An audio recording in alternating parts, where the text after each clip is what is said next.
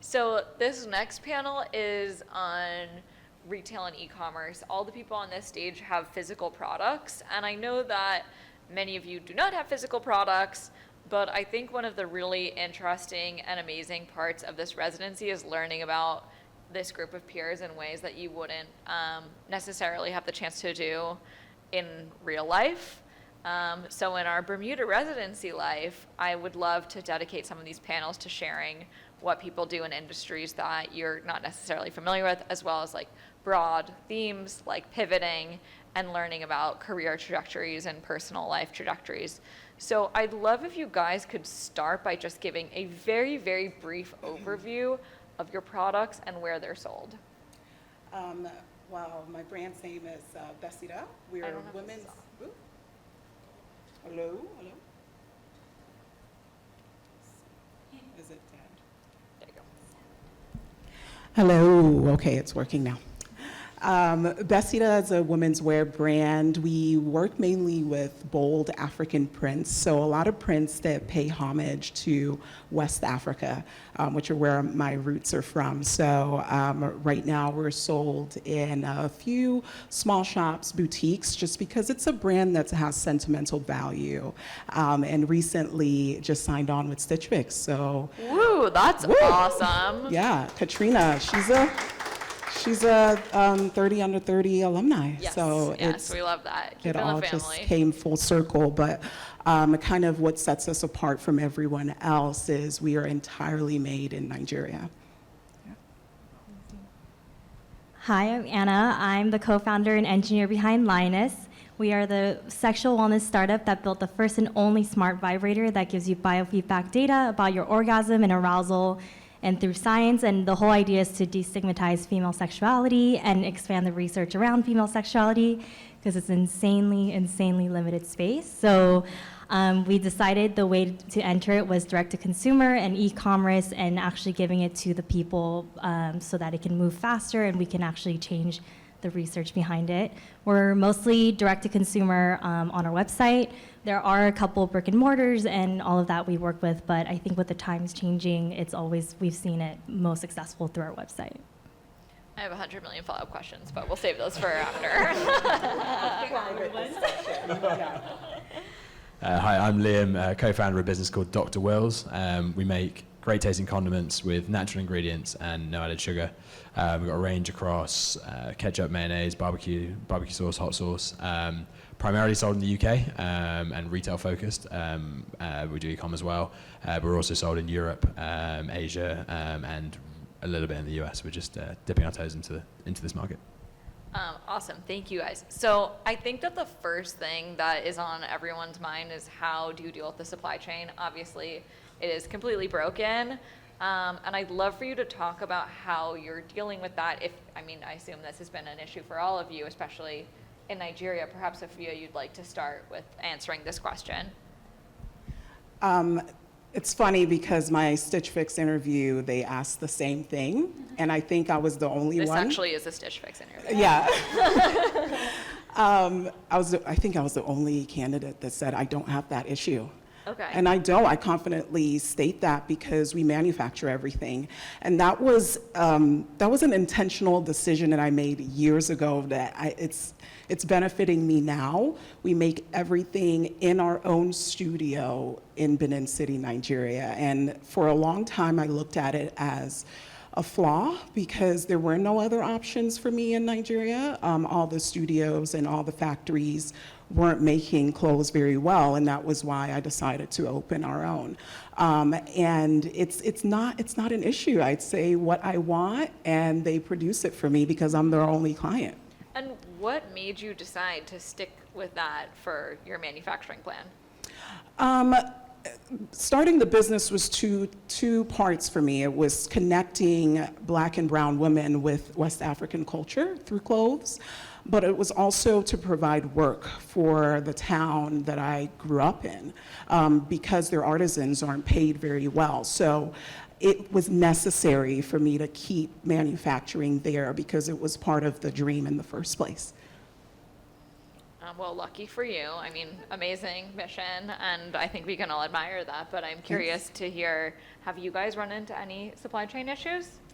So being a consumer hardware has a lot of electronics in the board and everything, but I think the beauty of how we started Linus, so our company is about 7 years old now, and we spent maybe 3 of those years in the beginning doing R&D, figuring out everything. So my bread and butter, I came from Amazon as a mechanical engineer, building manufacturing for hardware devices, so going to China very often, understanding full layout, battery integration, everything, sensor integration, and all of that. And so when we first started this company, we knew one of the most important things we had to do is know our product in and out, every single component that goes in there, if there's changes, updates, version changes, all of that. So I think the beauty of our company is that because nobody was ever doing it, we couldn't ever lean on other people to be like, oh, can you just make it? And we have no idea what's going on with supply chain. I think we've kept those close relationships so well that as much as, yes, there's absolutely, I'm not going to lie, there's of course supply chain issues, especially in this time and age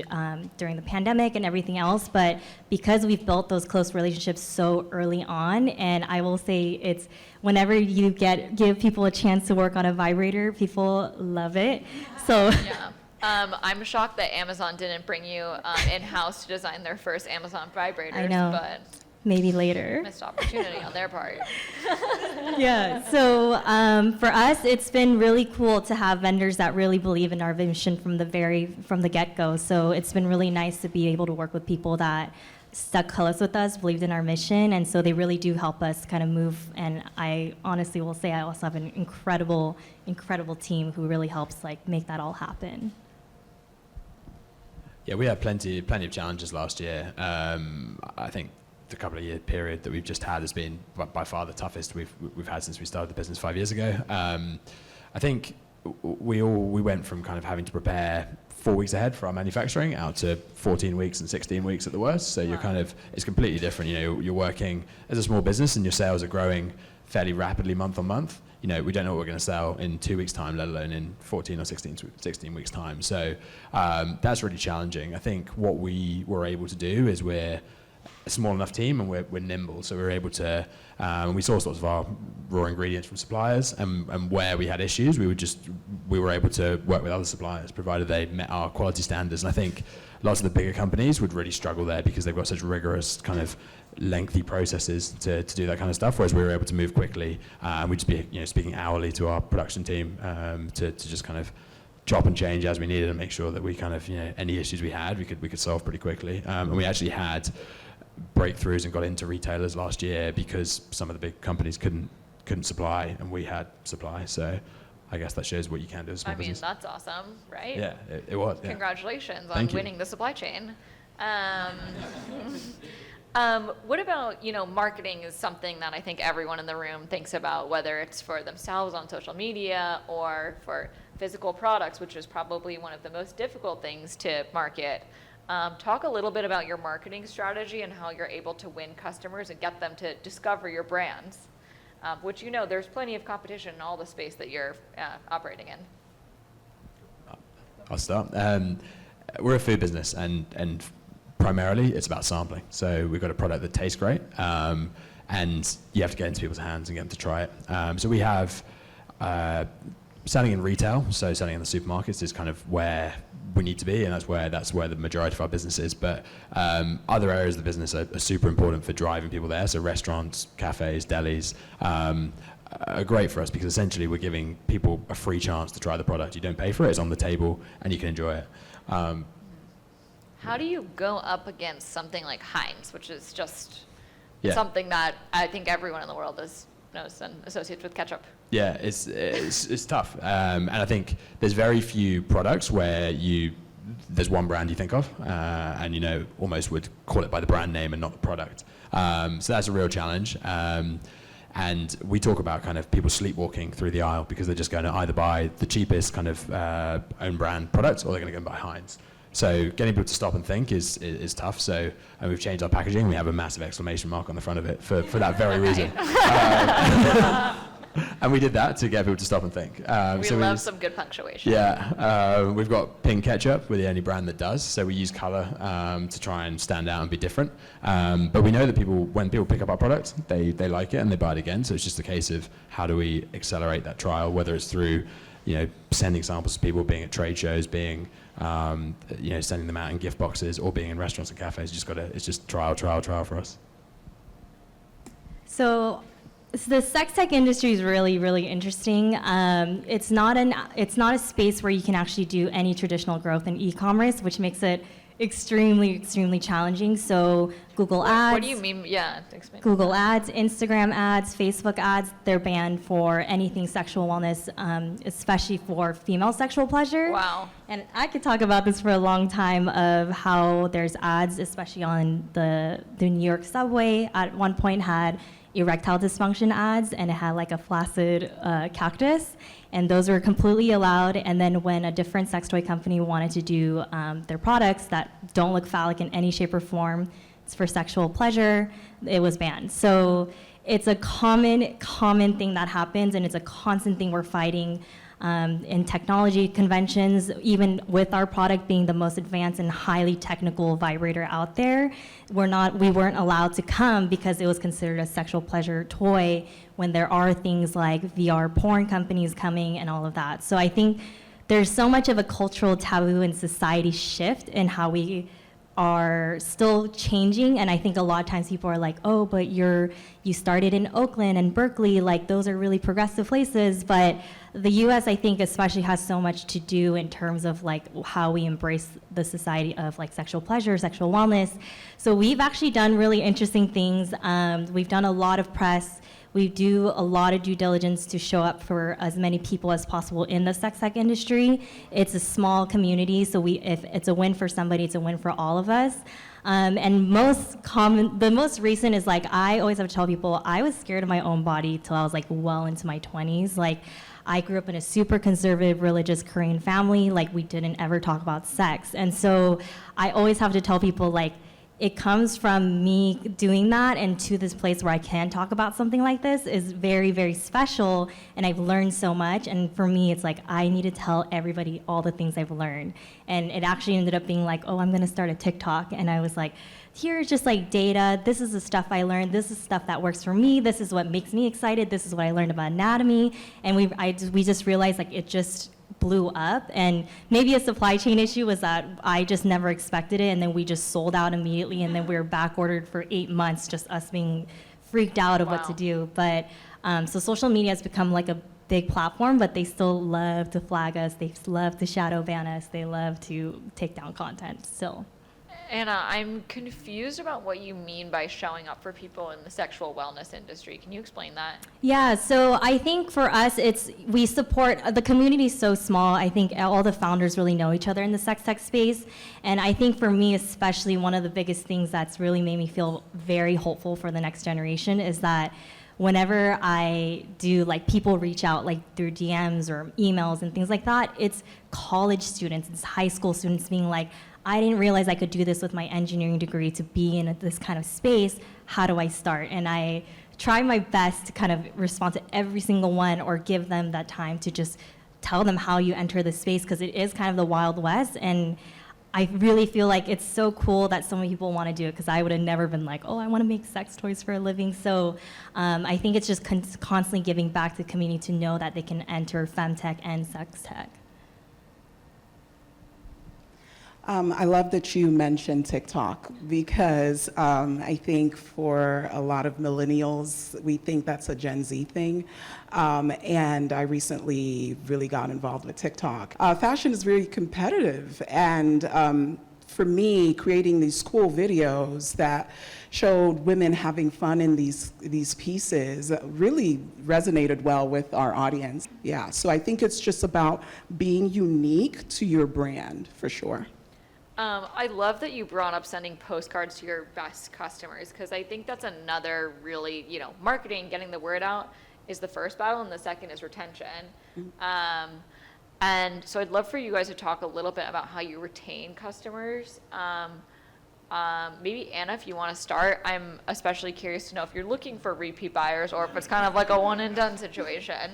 Yeah, so we currently have one product, which is the Linus vibrator. It comes in 2 colors now, so if anyone's like super inclined to get both colors, more power to you. It's like a Pokemon ball. But for us, of course, like I think one of the big things for us is like creating a community and the app and the guidance that requires, like there's so much knowledge that isn't out there in the world. And so for us, a lot of it is because we have an app base with our vibrator, they can give a place of access for information and people coming back. And so one of the most interesting things that we've seen is because it's women founders founding this product, a lot of times when we talk about products that we like, it's not even sponsored and it's just us being like, hey, we've really enjoyed this product, or when we put things on our website, people come back because they trust that the founders are the people that are the ones using it, and it's everything that we put is something that we really believe in. And so I feel like that's been really cool to kind of see the like people coming back. And we've actually been like, I think one of the coolest things about doing a startup is that you get to be as creative as you want, and there's no one gonna tell you, be like, oh, you have to go through this whole process plan. So one of the most fun things we've recently launched was people would always tell us like their dog ate their vibrator. It was a really, really common customer service. And they would send photos, and so we were like, we should make a dog toy like that looks exactly like the Linus, so you could have one for you, one for your loved pet, and then So cute. and so it was just like being able to create in that way. Yeah, and so it just was like a fun way for us to be like, your dog can have one, now they won't chew up your vibrator. Like, it was such a fun, like, we get to do projects like that, and I think people trust our brand and just see us as like people building this idea, and so people have been kind of always coming back, which has been super nice. Yeah, I think your point, Sophia, around emotion is really important, and doing that kind of showing that you're real people behind a brand. And it's something that we try and do a lot. So we do a lot of like, fairly raw videos to camera, just talking directly to people. And I think as a small business, you can get away with a lot more than a large business can. I think like we have a WhatsApp group with our top 100 customers on, and we just send them messages, ask them what they think about the product, and we send them stuff, and we just try and make them feel really special. And I think if Heinz are in your WhatsApps, it would feel kind of weird, but as a small brand, you can do it. That would be big. So I think there's that, and then on retention specifically. So in Findrig, it's just all about flavor. So the first, what your product looks like on shelf and what jumps out at you is going to sell it the first time, and then it's the flavor that's going to make you buy it again. So we've just I think a lot of it comes down to your product, and we've worked kind of tirelessly to make the product better and better and better. I think we're on version 58 now of the ketchup, and we've every batch we can tweak. So what you're tasting today might taste different in a month's time because we've had some feedback. We've spoken directly to those customers, and we've changed stuff. And I think we try and keep the cycle of kind of feedback to implementation as short as possible. So that's why we have that WhatsApp group. We constantly scan reviews, social media commentary, see what anyone's finding, and then we can directly within weeks change our product or improve our product. And I think that's crucial. That's the thing that you can do as a smaller business. Awesome. And I want to open up the floor now to see if anyone has any questions for our wonderful panelists.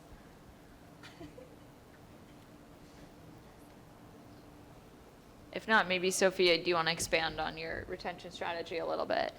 I think the product, for sure. If you have a good product, people are they're going to come back and buy it. I have a lady who's been shopping with me since like 2017 and has bought the same dress in 8 different prints. And she loves the fit. She loves that she can actually grow, gain some weight, and still fit into it. But more technically, email marketing is the best way to retain your clients. Just being able to push out marketing to them that makes the segmenting and making sure you're pushing out to your clients that purchase a lot from you. With founder emails have been good for me. So just things like, hey, I'm checking in on you. What do you think about the name of this product? We're thinking about changing it. Those are things that make them feel as if they're valued. And that's kind of what we built the brand on, once again, emotion. So for me, it's just trying as much as I can to make direct connections with people. Yes, Katya. What is one thing that you would have done more of and one thing you would have done less of early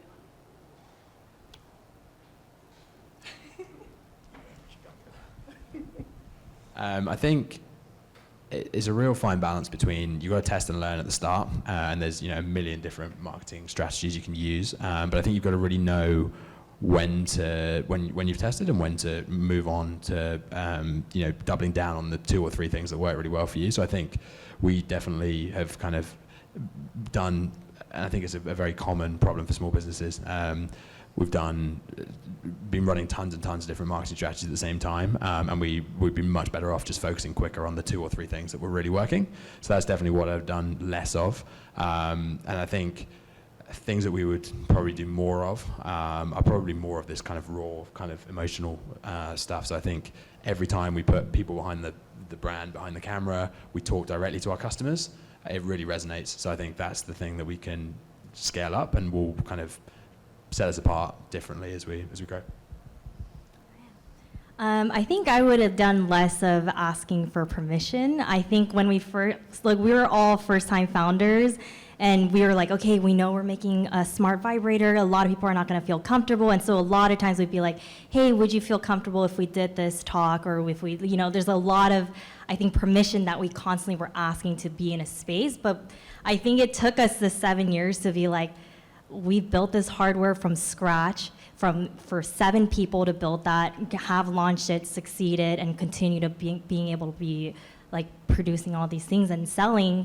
I think was just like, we're changing, we're disrupting sex toys, we're disrupting female sexual wellness and health, like we're coming. And I wish we did more of that early on, but it took us a lot of time to feel that,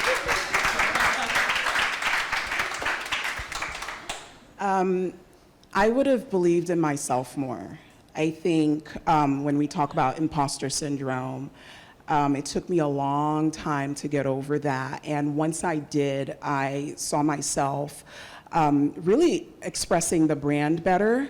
I would have done less of comparing myself to other brands. I think in fashion, you're looking at the next person and the next brand, especially so many companies deciding to produce in China. And I almost went that route because I'm like, I've got to turn and I've got to, make a profit, and we've got to start getting into mass retail. And I spent so much time in my head about it, and also listening to other people's view, their expectations, and I really beat myself up a lot in the beginning, and I think a lot of founders have the same sentiment, so I wish I did less of that, honestly.